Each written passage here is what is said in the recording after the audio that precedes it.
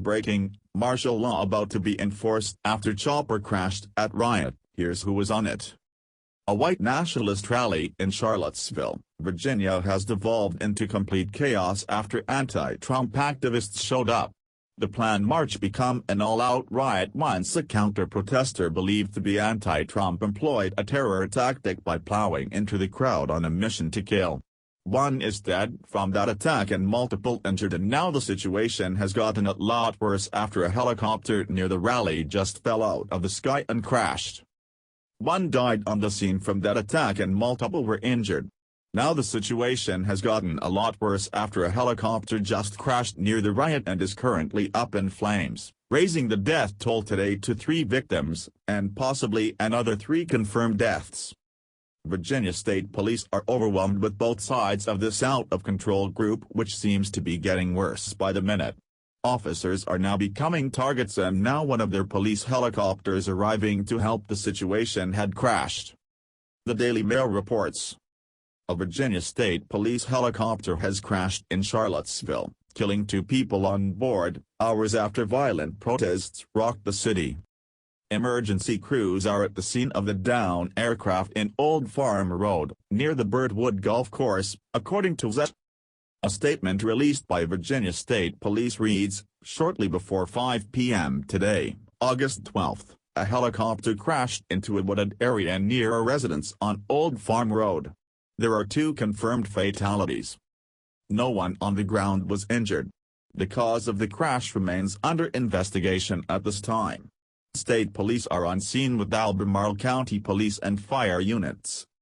A breaking report from KDVR is reporting 3 confirmed deaths but makes no mention of the helicopter crash.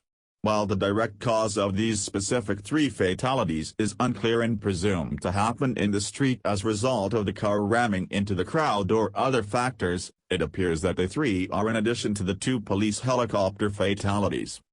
If this is the case, then the total death toll at this time could be 5, but we're waiting for confirmation on causes. KDVR reports of the recent fatalities. 3 people died Saturday in Charlottesville, Virginia, where a rally of white nationalist and other right-wing groups had been scheduled, Virginia Governor Terry McAuliffe said. The governor didn't say whether the 3 people were killed in an incident in which a car rammed into a crowd of counter-protesters, or elsewhere.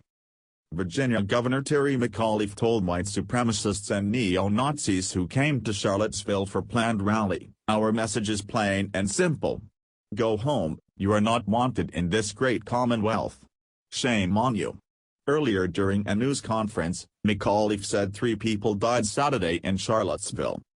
A speeding car slammed into a throng of counter-protesters in Charlottesville, where a Unite the Right rally of white nationalist and other right-wing groups had been scheduled to take place, the city tweeted on its verified account.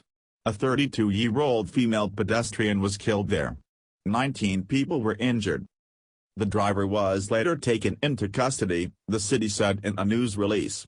It did not name the person. "I am heartbroken that a life has been lost here. I urge all people of goodwill, go home," Mayor Maxana wrote on Twitter. With the way this horror is unfolding at such a rampant rate, things could get worse before they get better, and it may take the state of Virginia ordering martial law to get the unrest under control. Men in military tactical gear were spotted on the scene, and many are raising question as to who they are. These photos appeared on the Facebook page Tactical Shit, asking who these men are who appear to not be with either side of the clash. What we could be seeing is fed-up patriots, prepared and showing up to take their country back in a respectable way to keep the peace. The threat of civil war has been looming for weeks, and people have been organizing and ready for it to protect their fellow citizens and our town if and when that were to happen. Time will tell who these armed militants are. We will update you as soon as this information in this developing story becomes available. Thanks for watching. Please subscribe Breaking News 365 channel. Goodbye and see you again.